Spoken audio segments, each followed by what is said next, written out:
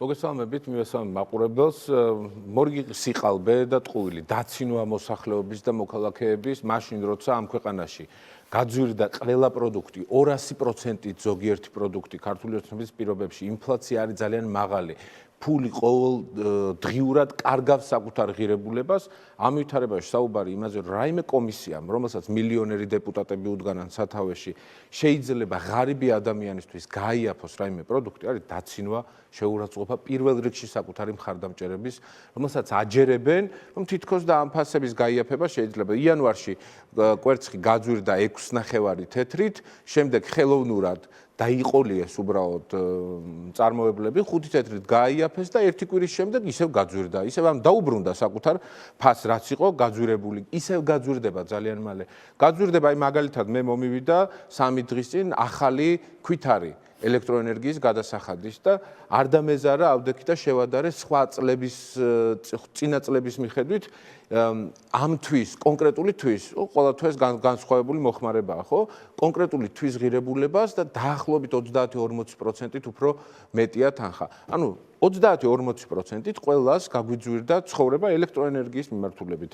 50, ზოგან 100, ზოგან 200%-ით გაძვირდა კონკრეტული საგნები, პირველადი მოხმარების საგნები, პირველადი საკვები პროდუქტი. პური გაძვირდა. პური თავის დროზე, როცა ქართული ოცნება ხელისუფლებაში მოვიდა, ღირდა 50-60 თეთრი დღეს ლარი 80, ყველაზე იაფიანი პური ღირს 1 ლარი. ამ ვითარება შეუძლებელია რაიმე ტიპის წარმატებულ საქმიანობაზე გქონდეს საუბარი, მხოლოდ და მხოლოდ ტყუილს ეფუძნება ეს ყველაფერი. კობახიძე რო გამოვიდა, სხვათა შორის თქვა, რომ თურმე ესე იგი 10 ლარად შეუძლია 9 კილოგრამი ხორცის ყიდვა და დასცინეს. სოციალურ მქონდა ჩვენს ჟურნალისტ ირაკლი ბახტაძეს არაჩვეულებრივი გამოკითხვა, წავიდა ადამიანები გამოკითხა და დაუსვა მარტივი კითხვა. თქვენ სადმე თუ შეგხვედრიათ 10 ლარად ეს ხორცი, როგორც კობახიძე ამბობს და ისინი ამბობდნენ, რომ ძირითად შემთხვევაში უბრალოდ ვერც კი ყიდულობენ, მაგრამ აი რაზე იყო გათვლილი ირაკლი?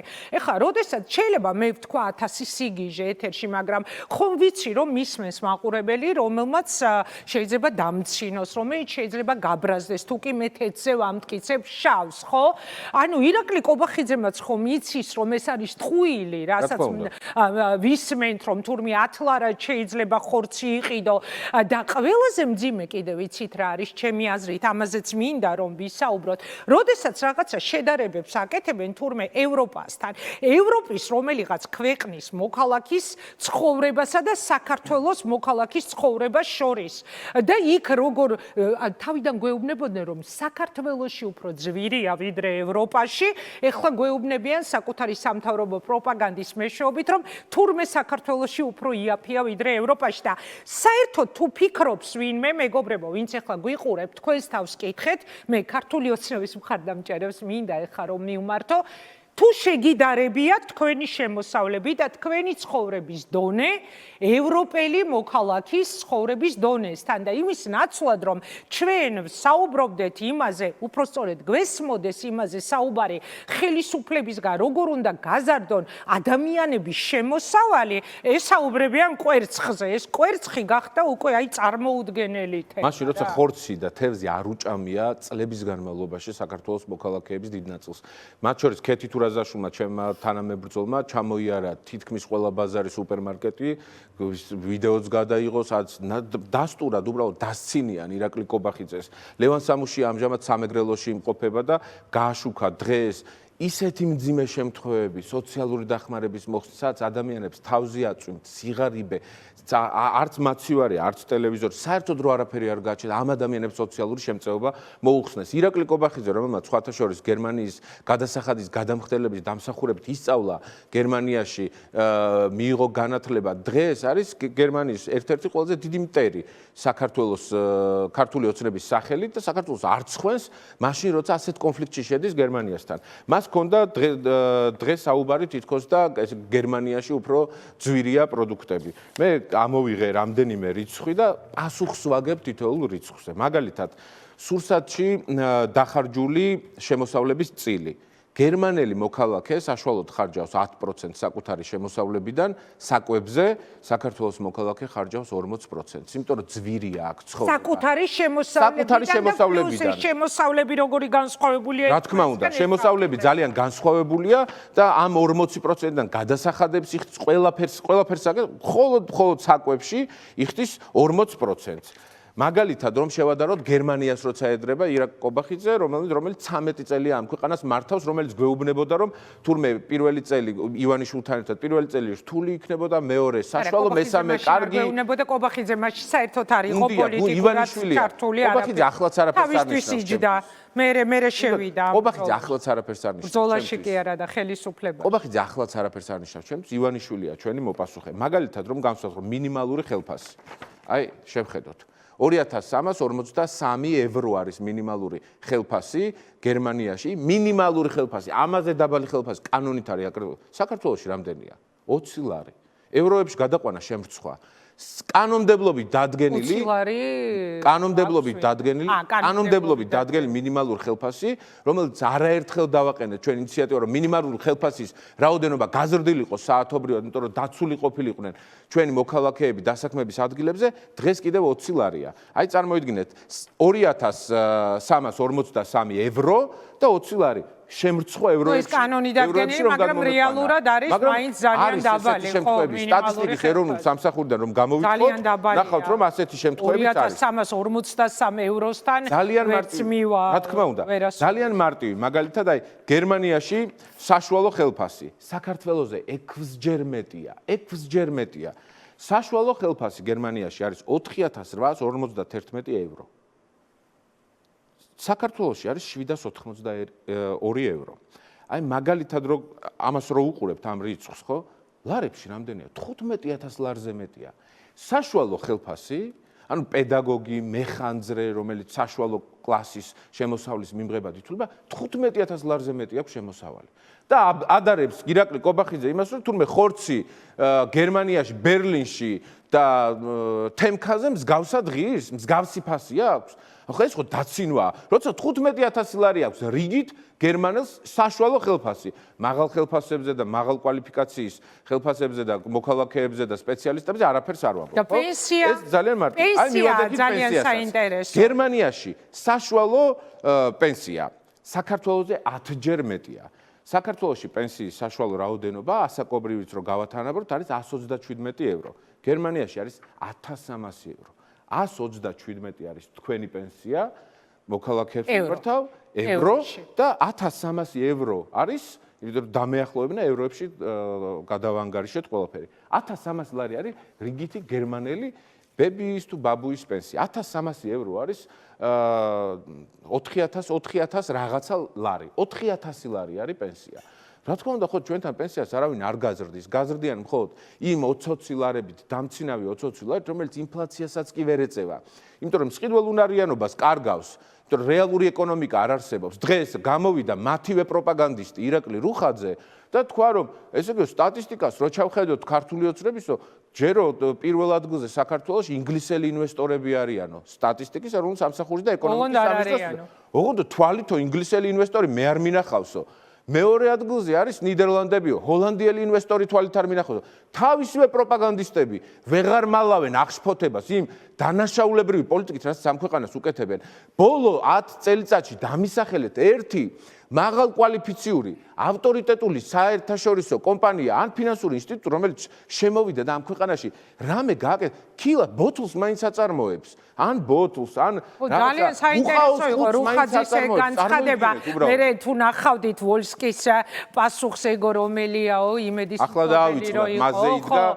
ანუ აი უყურეთ ახლა თქვენ რაზეც საუბრობდით, აი ამ სხვაობაზე. სწორედ ესაა მთავარი აქცენტი, რაზეც მე ავაგე მთელი შესავალი, ხო? მაგალითად პენსიონერი, როგორი იყო სხვაობა 127 ევროებში გამოდის ჩვენი პენსიონერის შემოსავალი. 1300 ევრო გერმანიაში. ფასები, რომელთან ვითომ მაღალ ფასებთან ბრძოლა გამოაცხადა ქართულმა ოცნებამ, რაში უნდა იყოს პენსიონერს, რომელიც ახლა ჩვენ გვისმენს, საკუთარი პენსია, საკვები იყიდოს, წამალი იყიდოს, არ ვიცი მე რა. გაზომებული კომუნალურები გადაიხადოს. გადასახადები გადაიხადოს. რაში შეიძლება ეყოს? აი ამ დროს ისევ იმ კითხვას დავუბრუნდებოდი ირაკლი თქვენი ნებართვით.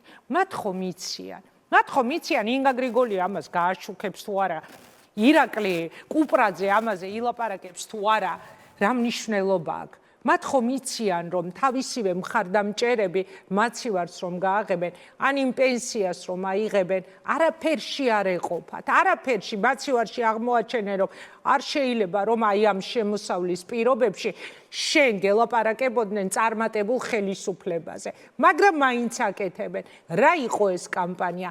რაზე იყო ეს კამპანია გათვლილი?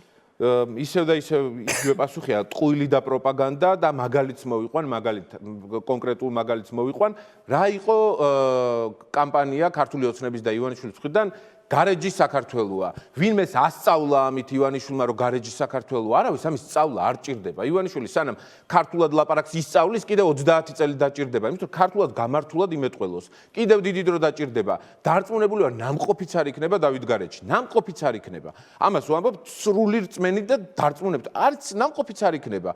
როცა შემოიტანა უზარმაზარი კამპანია გარეჯი საქართველოა. ამ პირობებში, როცა ათობით შეხვედრა ჰქონდათ ალიევთან, ილჰამ ალიევთან, აზერბაიჯანის პრეზიდენტთან. ერთხელ მაინც ეს საკითხი დაუყენებიათ? არა, ტყუილია. სულ ახლახანს 2 დღის წინ გუშინ წინ დააბრუნეს აჭარის მთავრობის თავმჯდომარედ აზერბაიჯანის ქართული ოცნების წევრი ზურაბ პატარიძე, რომელიც აზერბაიჯანში იყო, მთავრობის თავმჯდომარეობიდან გადააყენეს და გაუშვეს ელჩად აზერბაიჯანში. დაახლოებით ალბათ 4-5 წელი გამოვიდა, ზუსტად არ ვიცი და არც ვითვლი, არც მაინტერესებს, მაგრამ აი 5 წლის განმავლობაში ჩამოვიდა და აჭარის მთავრობის თავმჯდომარე და ანუ პრემიერ-მინისტრია რა ავტონომიური რესპუბლიკის. ერთხელ მაინც გაბედოს და თქვა, დაუყენებია ეს საკითხი, გაუბედავს. ეყო ამის ვაჟკაცობა. ისე გადაწყდება, როგორც ორივე ქვეყანას ჭირდება თუ რაღაც ასეთი გასაგებია, მაგრამ რა არის გადასაწყვეტი იმისა, რომ გარეჯი საქართველოა. ეს ნათქვამია, მაგრამ ეს იყო ტყუზე აგებული, რომელმაც უდანაშაულო რამდენიმე ხანდაზმული ადამიანი, მოხუცი ადამიანი, სრულიად პენსიაზე გასული ადამიანები ციხეებისთვის გაიმეტა. ხო გესმით, რომ პროპაგანდა იმდენად ბოროტია საკუთარ მოქალაქეს რომ საკუთარ მოქალაქეს ეუბნება რომ შენ კარგად ცხოვრობ, რომ ხორცს თურმე 10 ლარად იყიდი 9 კილოს, ოღონ იმ მოქალაქე მიცის რომ ვერ იყიდის, გამორიცხულია, მაგრამ თავის დროზე ამ პროპაგანდამ ხომ იმუშავა გარეჯი საქართველოს ამ ტყუილმა რომ თითქოს ვიღაცა გარეჯის დაკარგვას ან გაყიდვას აპირებდა. ბევრ რამეზე შეიძლება წინა ხელისუფლება აკრიტიკო, მაგრამ არა ასეთ სისულელეზე და სიგიჟეზე, რომელიც ტყუილია. ისეთივე ტყუილია ახლა რომელიც დაჯერებასაც ცდილობს. თუმცა რა გვაჩვენა ჩვენ უნგრეთის მაგალითმა? გვაჩვენა ის რომ რაღაც კონკრეტული დროის შემდეგ პროპაგანდა აღარ მუშაობს. ლიმიტები აქვს. ომის პროპაგანდა მაგალითად ორბანთან მიმართებაში აღარ იმუშავა. ქართული ოცნების პირობებში კი წინა არჩევნებზე იმუშავა, მაგრამ ახლა აღარ იმუშავებს. ისევე ორბანის პირობებში წინა არჩევნებზე იმუშავა ომის პროპაგანდა, ომის შიშმა. ახლა აღარ იმუშავებს, იმიტომ რომ მოქალაქეებმა დაინახეს, რომ ტყუილია, თურმე ამათი რაღაც წმინდანობა ტყუილია, იმიტომ რომ მილიონები ამოაცალეს ერთმანეთს. ეხლა დედოფლის წყაროში დაიწყეს დაჭერები და თქვენ ჟურნალისტ რო ეუბნებოდა მე ჭკვიანი ვარ და იმიტომ არ მეხებიანო, ის საკრებულოს დეპუტატები თუ თავმჯდომარეები და მერები პროკურატურაში დაჰყავთ და ჩუმჩუმად შვებულებებს წერენ, რომ დროებით მაინც გაერდონ, იქნებ გადარჩნენ. მთელ საქართველოში მიდის დაჭერების უზარმაზარი კამპანია. იმიტომ კი არა რომ ვინმე კორუფციას იძიებს. კორუფციას ვინმე რო იძიებდეს, პირველ ივანიშვილია დასაჭერი თავისი მითვისებული უზარმაზარი სიმდიდრეებით, კორუფციული სქემებით, კალაძის მიმართ უზარმაზარი შეკითხვები არ არსებობს? არსებობს, რომელიც ახლა ზის ფაშასავით და მისაკუთრებულია მთელი დედაქალაქი. არ არსებობს არგუმენტი, რატო შეიძლება დედაქალაქს წაართვა იპოდრომი და იქ ააშენო 7 სათამბჯენი. უბრალოდ არ არსებობს. ჯერ დაპირდნენ რომ თბილისს ვაჩუქეო ბიძინა ივანიშვილმა. შემდეგ საუკეთესო ნაწილი ჩამოაჭრა და გაყიდა. საუკეთესო ნაწილი იპოდრომს ჩამოაჭრა და გაყიდა. რეალურად ის იპოდრომი უბრალოდ აღარაფერი აღარ იქნება. ეზო იქნება ამ 7 უზარმაზარი სათამბჯენისთვის. ლაგუნა ვერეზე ხო დაპირდა თბილისს და უთხრა რომ გაჩუქეთო. დღეს რა ხდება? გადაყიდა, გადმოყიდა, უზარმაზარი ფული გააკეთა ამაში და პარალელურად დღეს ისევ იქ კორპუსები უნდა ვნახოთ. იქ სადაც მუდმივად საცობია, თბილისში ხო მოძრაობთ. იქ ცხოვრობდა ყოველდღე ვუყურებ რაც ხდება და რაც დაემართა ლაგუნავერეს ჩემი აივნის მე რამდენი ტყუილია ინგა ეს ყველა მთელი ამ წლების განმავლობაში ვუყურებ მან როგორ ვითარდება დღეს მქონდა ბრიფინგი ანაკლიაზე, ხო, ამაზე უნდა დამესვა კითხვა, აი ანაკლიის თაობაზე. თქვენი ბრიფინგი დღევანდელი, რომელიც შეეხებოდა სწორედ ანაკლიას, თქვენ ამბობდით, რომ ოფიციალური დოკუმენტებით ირკვევა, რომ ხელისუფლება ანაკლიის სპორტის უკვე არსებული გენერალური გეგმის მასტერპლანის ალტერნატივებზე მუშაობს, ამისთვის გაფორმებულია ახალი კონტრაქტი საერთაშორისო საკონსულტაციო კომპანიასთან და ამბობთ, რომ რეალურად არ ამბობს ქართული ოცნება სიმართლეს. მოდით უფრო დეტალურად მომიყევით, რას გულისხმობდით, როცა ეს განცხადება გააკეთეთ. რა ხდება ანაკლისთან? რა ხდება სინამდვილეში? აი მოკლედ რო განვიხილოთ ერთ წარსულს. 2019 წელს ხელოვნურად შეუქმნეს პრობლემები ანაკლიის მშენებელ პირებს, მამუკა ხაზარაძეს, ბადრი ჯაფარიძეს, კონსორციუმს და ამით ხელი შეუშალეს ანაკლიის განხორციელებას. ინვესტორები შეაშინებთ, როცა ხელისუფლება დაინტერესებულია, რომ ჩავარდეს პროექტი და ეს გამოხატავს ძალადობრივი შეკერილი საქმეებით, რომელშიც გამართლდნენ, ხო, ჩვენი ლიდერები. შეკერილი საქმით ინვესტორებს ეშინია და რა თქმა უნდა არ შემოვიდოდნენ და იქ გაიყინა ურთიერთობა. გაიყინა, უკვე შემოსული, უკვე ხელმოწერილი დოკუმენტები ფარატინა ფურცლები გახდა. და შეაშინეს. ეს იყო პირველი მცდელობა. კარგი, შემდეგ თქვათ გავიდნენ და ჩამოართვეს მამუკას, ბადრის და ჩვენს დასავლელ პარტნიორებს, მათ შორის გერმანელებს, ამერიკელებს, სხვა საფინანსო ინსტიტუტს თავისი ჩადებული 80 მილიონი დოლარის ინვესტიცია. უზარმაზარი საქმეა გაკეთებული. მას შემდეგ ამ ხელას საქმე ქართულ ოცნებას 6 წელი გავიდა და ის რაც წელიწად ნახევარში გაკეთა, იმაზე მეტი საქმე არ გაუკეთებია არავის, არსად. 80 მილიონი დოლარის ექსპროპრიაცია მოხდა.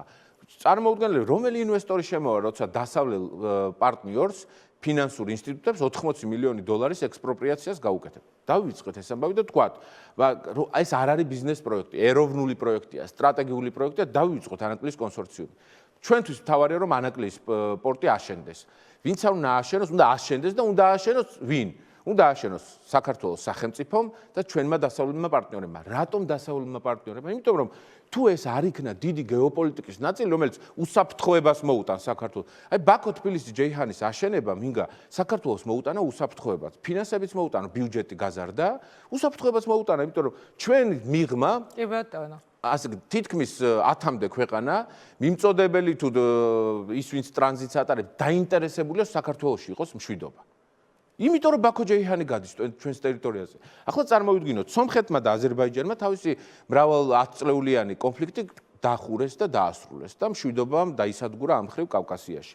ისინი შეთანხმდნენ და გახსნეს სატრანზიტო გზა, ეგრეთ წოდებული ტრამპის ახალი გზა, რომელიც არის უმნიშვნელოვანესი ახლო აღმოსავლეთს აკავშირებს დასავლეთთან. ოღონდ ეს გზა სადღაც ჩერდება, მას ჭირდება ღრმაწლოვანი პორტი. თურქმეთის ღრმაწლოვანი პორტები არის ძალიან შორს.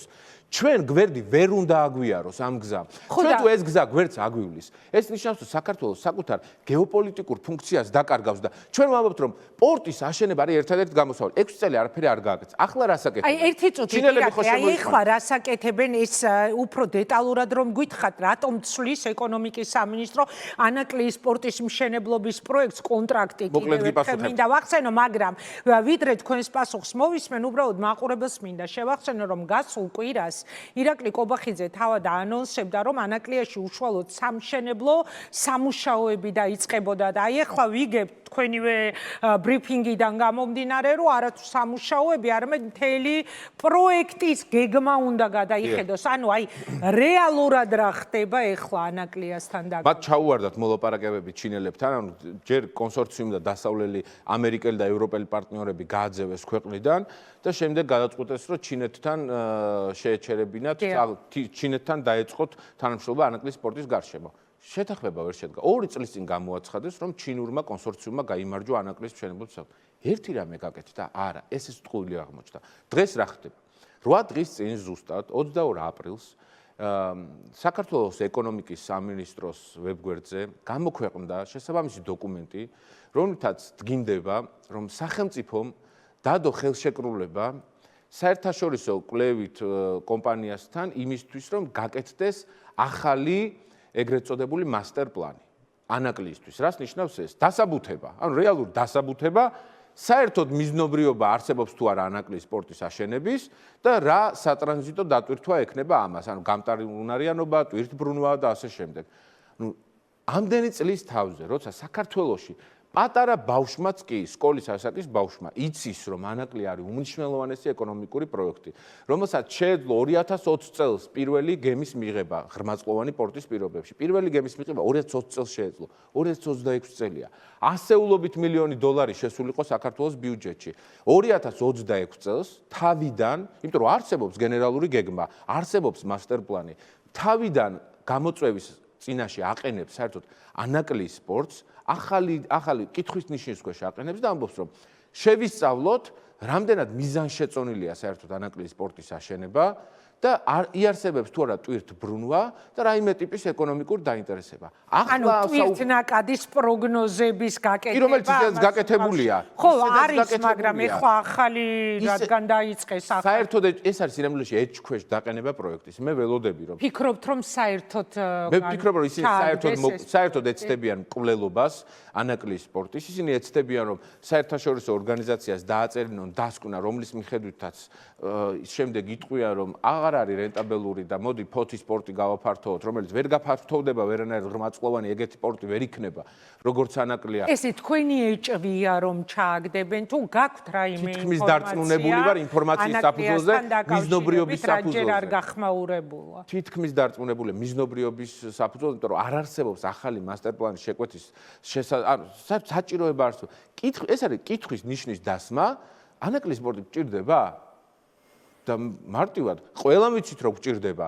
იმიტომ რომ გჭირდება ჩვენს უსაფრთხოებას, გჭირდება ქართულ ხალხს, გჭირდება საქართველოს ბიუჯეტს რომ გაიზარდოს ანაკლის პროექტის დახმარებით, გჭირდება მათ შორის ტერიტორიული მთლიანობის აღდგენას, იმიტომ რომ ანაკლია მე ვიყავი დაახლოებით 10 დღის წინ ჩემს კოლეგებთან ერთად ანაკლიაში და ვნახეთ იქ მიმდინარე პროცესი და ეს პროცესი რა იყო? არაფერი. რომ მივედით იქ და დავდექით შესასვლელთან, შემდეგ დაიწყო ავტომობილების მოძრაობა. მსუბუქი ავტომობილები და ვხუმრობდით, რომ აი ერთი წელი რომ გავძლოთ და აქ ვიდგეთ ესე ატუზულები კართან, შეიძლება დაამთავრონ კიდევაც ესეთი მოძრაობა ატყდა. მსუბუქი მანქანები რადგან ჩინელებთან ჩაიშალა, როგორც გახდა ცნობილი, ხომ არ ფიქრობთ, რომ შესაძლოა სრულიად ახალი ინვესტორი შემოყავს ივანიშვილს? ვიზეთ ჩვენ აქამდე ჯერ არანაირი განცხადება არ მოგვისმენია და არც არანაირი ინფორმაცია. აი ხომ არ გაქვთ რამე ცნობები ამის შესახებ? საინტერესო შეკითხვაა და ამას აქვს საკუთარი საფუძველიც სავარაუდოდ. უსაფუძვლოდ მეც არ გისვამთ ამ კითხვას, ალბათ მიხვდით. დიახ, გასაგებია და ამ ვითარებაში ხო, გაიხსნა ახალი ფანჯარა. ჩვენ ესე ვეძახით. შესაძლებლობების ახალი ფანჯარა ანაკლის სპორტის ასაშენებლად. ეს გამოიხატა მათ შორის ამერიკის შეერთებული შტატების მხრიდან დაინტერესებაში. სახელმწიფო მდივნის რუბიოს ზარში, სადაც ითქვა, რომ შავი ზღვის უსაფრთხოება, განვითარება და შესაძლებლობების გამოყენება. ასევე ის მაღალი რანგის ვიზიტები, რომელიც ეხება მათ შორის და ერთ-ერთ მთავარ საკითხად ანაკლის სპორტის მშენებლობას. ჩვენს ქვეყანას აქვს ეს შანსი, რომ ეს შანსი გამოიყენოს. აქვს ეს შესაძლებლობა. სამწუხაროდ არ გაგვიმართლა უკვე მე რამდენად თავისი ევროინტეგრაციის პროცესში, თავისი რაღაც კანდიდატის სტატუსის მინიჭების თუ რეალური წევრობის ნაწილში. არ გაგვიმართლა, რომ ივანიშვილი არის დღეს ხელისუფლებაში და ძალაუფლება უპყრია, მისაკუთრებული აქვს. მაგრამ ქართულ ხალხს აქვს შესაძლებლობა, რომ გაიაზროს სწორად და უახლოეს მომავალში, როცა ჩვენ მივაღწევთ ახალ სამართლიან არჩევნებს და მათ შორის პოლიტპატიმრების თავისუფლებას, შევძლოთ, რომ ამ კაცს ისეთი უარი უთხრას ქართულმა საზოგადოებამ, მათ შორის ძალადობრივი არჩევნების პირობებში, გაყალბების პირობებშიც კი, იმიტომ რომ ყველაფერს თავისი ზღვარი აქვს. როგორც უნგრეთში მოხდა, დავამარცხო, ისე სამარცხინოდ გაუშვათ სახში, რომ სწრაფად შეუდგეთ საქმის კეთებას. სწრაფად შეუდგეთ, რომ პენსია 127 евро კი არ იყოს 1300 евро. ამას ვსაუბრობ 1000 ლარს რო ვამბობდით თქვენს ეთერში, აქ ნახევარი ოპოზიცია მეჩხუბა. იქიდან ქართული ოცნება მეჩხუბებოდა, რა თურმე 4000 ლარი აქვს გერმანიაში პენსია. 4000 ლარი. მე ხვარობ, რომ უცებ 4000 ლარი გავხადოთ. 4 წლის განმავლობაში 1000 ლარზე როგორ ვერ უნდა აიყვანო და აიყვან კიდევაც თუ არ ძარცვავს ღარიბაშვილი. ბევრი დისკუსია გვინახავს მათ შორის ამ სტუდიაში ამ დაპირებასთან დაკავშირებით, თუმცა ფაქტი ის არის, რომ ის პენსია, რომელიც დღეს აქვს ჩვენს პენსიონერებს, კიდევ ერთხელ გავიმეორებ, უბრალოდ შეუძლებელია, რომ საჭიროებებზე ეყოთ. ამაზე დისკუსიას ალბათ მომავალში კიდევ გავშლით 1000 ლარიანი პენსიის და სხვა ძალიან მნიშვნელოვანი პრობლემების გარშემო იმედია გვექნება ამის საშუალება, მაგრამ ხო დადგა ასეთი მოცემულობა ქვეყანაში, რომ დღეს უკვე ოპოზიციამ დაიწყო არა მხოლოდ თქვენ სხვებმაც საუბარი გაძვირებულ ფასებზე, საუბარი გაძვირებულ ცხოვრებაზე, რომ სასწრაფოდ ეს ყველაფერი არის შესაძლებელი და ავიცი მოისმენდით ალბათ სალომე ზურაბიშვილის განცხადებასაც არჩევნების თაობაზე. ამაზე მინდა თქვენი კომენტარი მოვისმინო, მაგრამ აი წეგა როცა ამბობდით, რომ ეს ყველაფერი დაალაგდება, მათ შორის ანაკლია, პენსიები, შემოსავლები და ეს შემდეგ როცა გაუშვებთ, კი, მაგრამ სანამ გაუშვებთ, მანამდე რა ხდება, აი ეს არის ძალიან მნიშვნელოვანი.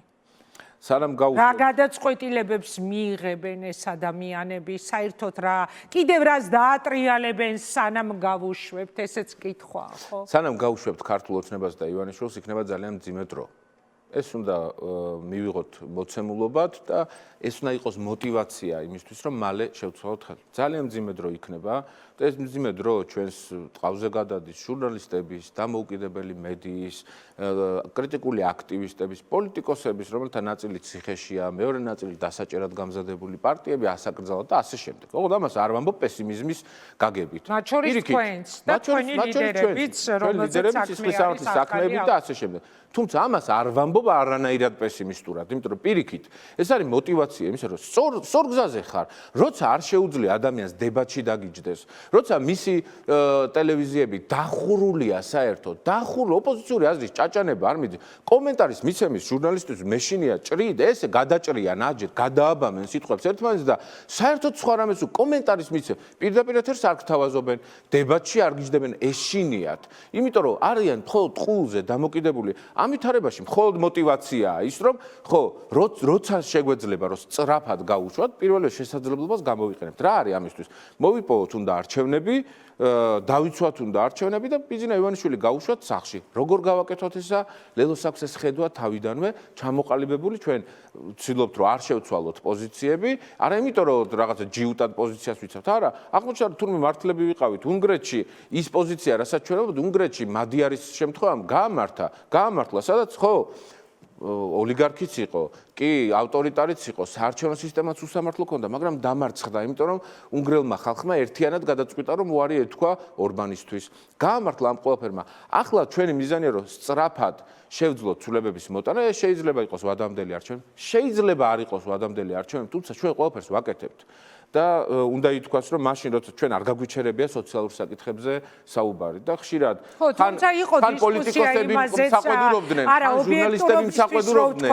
არ გსაყვედურობდით უბრალოდ არა, გეტყვი, მე ჟურნალისტი ვარ, ჟურნალისტები მრავლობითში რომ თქვით, ხო, იყო ეს კითხვები ძალიან დიდი ხანი. ეხლა ამაზე საუბრის დრო არის თუ არა, ფასებზე საუბრის დრო არის თუ არა, პენსიაზე საუბრის დრო არის თუ არა, როცა ამდენი პოლიტიკური პატიმარი ყავს, ამდენი სინდისის პატიმარი ყავს, ეს თემები იდგა. აი დღეს რატო არის ეს საინტერესო, იცი? დღევანდელმა რეალობამ მოიტანა ის, რომ ყველაზე მნიშვნელოვან გამოწვევებზე საუბარი დაიწყო ოპოზიციაში. კი, და მე მიხარია, რომ სხვებმაც დაიწყეს საუბარი, ჩვენ ამას საუბრობდით და სამწუხაროდ არ არის კარგი სანახავი ჩემი მიმართ მოქალაქს, სადაც მაგალითად თქვენს დიდ სტუდიაში მაგალითისთვის ამბობ 10 სპიკერი იყოს, 10 სტუმარი და 10-ვე ამბობთ, რომ რუსული რეჟიმი, რუსული რეჟიმი. რად უნდა მოქალაქეს სწავლა, რომ რუსული რეჟიმია? რად უნდა სწავლა, რომ საკუთარ ტყავზე იცის? სოციალური წაართვა, პენსია დაბალი აქვს, ხელფასი დაბალი აქვს, გზა არ აქვს, კარგი წყალი არ აქვს, ელექტროენერგიის ფასი გაუძვირეს. საკუთარ თავზე არ იცის, რომ ცუდი რეჟიმია და ცუდი ხელისუფლება იცის? მას ჭირდება, რომ ამაზე მუდმივად ესაუბრო იმათ, ვისაც ნაკლებად სჯერა. თუ რუსული რეჟიმი ვინც იცის, იმას არ ჭირდება დამატებითი ახსნა. მათ ჭირდებათ ისიც, რომ იცოდნენ, როდესაც შენ ამაზე ესაუბრები, შენ თვითონ გამოსავალს რაში ხედავ. ხო, მე ამ შემთხვევაში ზოგადად ვსაუბრობ. აი, თქვენი აზრით, მაგალითად, როდესაც ჩვენ ვსაუბრობთ, უძვირეს ისევ იგივე თემას მინდა დაუბრუნდეს, სხვა შორის ხვალ იქნება ამ საპარლამენტო კომისიის დასკვნა, ძალიან საინტერესოა რა ეწერება ამ დასკვნაში. იმიტომ რომ იქ დაბარებული ბიზნესმენები მათი მხარდამჭერები არიან, მათი შემომწირველები არიან, გადასარევად იციან ვინ, როგორ, რა მოგებას ნახულობს, რა შემოსავალს იღებს ესა თუ ის კომპანია. ამიტომ ეს სანახაობრივი ნაწილი შინაარს მოკლებული იყო და კითხვა გააჩინა, რა შეიძლება ეწეროს ამ დასკვნაში. საკუთარ ბიზნესს ხო არ მიადგებიან და იქ კი სუსი დაინტერესდა, მაგრამ რეალურად ხო არ დაუწყებენ, ვთქვათ, პოლიტიკოსებს როგორი ანგარიშწორებაც მოუწყეს ამ ტიპის ანგარიშწორებას, ხო? ამიტომ ძალიან საინტერესოდ ჩანს ეს კითხვა გამოიყურება, რა შეიძლება ეწეროს, მაგრამ აი თქვენ რომ იყოთ მაშინ ამ კითხვას დაგისვამთ, ეს ბოლო კითხვა იქნება დღეს ჩემი. ხელისუფლებაში აი თქვენ თქვით რომ ადამიანებს აინტერესებთ ეს ის, ადამიანებს ესეც აინტერესებთ. კარგი, გავიგე რომ ოცნება არის ცუდი, მაგრამ როცა შენ რომ იყო ხელისუფლებაში, შენს პირობებში რას გააკეთებ იმისთვის, რომ არ იყოს ძვირიფასები, არ იყოს ესეთი აუტანელი ცხოვრების გამოწვევები, რომ ჩემი შემოსავალი რაღაცნაირად გაიზარდოს და მე არ წავიდე სადღაც სხვა ქვეყანაში ვიღაცის მომლელად, იმისთვის, რომ ჩემ შვილს ჰქონდეს სწავლის ფული, საჭმლის ფული. აი რა არის აქ თქვენი პასუხი? იმის გათვალისწინებით, რომ სავარაუდოდ მხოლოდ და ნახევარი მაქვს ამ პასუხისთვის, წინასწარ ვგრძნობ, იმიტომ რომ სალომე ზურაბიშვილზეც არ მიპასუხია და უნდა გიპასუხოთ. ძალიან მოკლედ. ნუ მithlit წუთებს, გაიცით, რომ მარტივი პასუხია ამ ყველაფერზე. პირველი, ის რომ ადგილობრივი წარმოება უნდა გათავისუფლდეს ფინანსური წნეხისგან და მათ შორის საგადასახადო წნეხისგან, უნდა გათავისუფლდეს მილიარდი დოლარი, რომელიც თუ ლარის ფარგლებში, დოლარიც ამ წლების განმავლობაში, რაც ჩააქციეს სოფლის მეურნეობაში. ერთი ტრაქტორი არ არსებობს დღეს მუნიციპალიტეტებში, რომელიც გადარჩა. მილიარდი დახარჯეს. მილიარდი დახარჯეს და არ არსებობს. რა წარმოება შეიძლება შეიქმნას? არაფერი არ შეიქმნება. ინვესტორი, არც ერთი დიდი ინვესტორი ამ ქვეყანაში არ შემოსულა. არის ის რომ ოქროს ადამიანმა თემურ ჭყონიამ რეინვესტირება ქვია მაგას ინვესტიციაც არის, რეინვესტირების საფუძველზე გახსნა მაკდონალდსის ახალი ფილიალები. ეგ არის ინვესტიცია. ისევ თემურ ჭყონია შემოაქვს, თორე კობახიძემ და ბიძინაევანიშვილმა რა შემოიტანეს. ანუ ამაზეა საუბარი, ახალი არაფერი არ გაკეთებულა. ის არქი აშენებს კორპუსს და თუ ისოლი ზუსტად არც მახსოვს, მაგრამ აშენებენ თავისით რაღაცა კორპუსს, ცათამბჯენს და ტრამპის სახელი იყიდეს. ტრამპი ინვესტიცია კი არდებს. ტრამპის სახელი იყიდეს ու დაერქმიათ უბრალოდ. ანუ ამ ვითარებაში, როცა ინვესტიცია არ შემოდის, როცა ფასები ყველაფერზე ძვირია, გადასახადები არის კოლოსალური რამდენიმე მიმართულებით, კორუფციამ შეჭამა, დამოუკიდებელი სასამართლო არსებობს, რომ ინვესტორი შემოვიდეს და საკუთარი თავი დაიცვას. ამ ვითარებაში შეუძლებელია, რომ ხელისუფლება შეძლოს კრიზისიდან, ამ ჭაობიდან საკუთარი თავის და სხეულის და სახელმწიფოს ამოყვანა. შეუძლებელია. ბენზინიც ხო გააძვირეს. ეროვნული ბანკი ფულს ბეჭდავს და ამით აუფასურებს რეალურად ფულს. ის ზრდა, 20 ლარიანი პენსიის ზრდა, ინფლაციასაც ვერ ეწევა. ეს ხო ფაქტობრივი მოცემულობაა. ფაქტობრივი ინფლაციას ვერ ეწევა, ანუ მწყიდველუნარიანობით ნაკლები ბიუჯეტის მქონე ფული ოდენობა პენსიის უფრო უკეთესი იყო, ვიდრე დღეს 20 ლარით გაზრდილი. და სალომე ზურაბიშვილზე გიპასუხებთ, იმიტომ რომ მნიშვნელოვანი შეკითხვაა ძალიან. დღეს სალომე ზურაბიშვილმა და ოპოზიციის ნაწილმა თქვა, რომ მნიშვნელოვანია სოციალურ საკითხებზე საუბარი და მნიშვნელოვანია, რომ არჩევნების თემა ისევ დაბრუნდეს, რაღაც ეს ბოლო პერიოდის ნარატივია. ჩვენ პოზიცია ძალიან ცალსახაა და სასიამოვნოა ის, რომ ოპოზიცია რეალურ საკითხებს უბრუნდება, მათ შორის პოლიტიკური აქტორები. სალომე ზურაბიშვილი ის პირი იყო, რომელიც გამოვიდა არჩევნების წინადღეს და თქვა, რომ არჩევნებზე არ მივდივართ და არ თქვენ აწახვიდეთო. თუმცა კარგია, რომ უბრუნდებით საღ აზრს, უბრუნდებიან საღ აზრს. ჩვენ საღი აზრი გქონდა და ვამბობდით, რომ ყველა შესაძლებლობა უნდა გამოგვეყენებინა. სამწუხაროდ, ძალიან ბევრი შესაძლებლობა მათი შეცდომების და ბრალეულობის გამო ხელიდან არის გაშვებული. ამის გამო ჩვენ ხან გულანძღეს, ხან რა არ გვეძახეს, მაგრამ გადავიტანთ ამ ყველაფერს.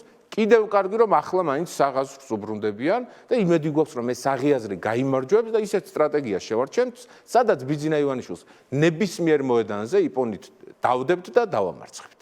მადლობა ირაკლი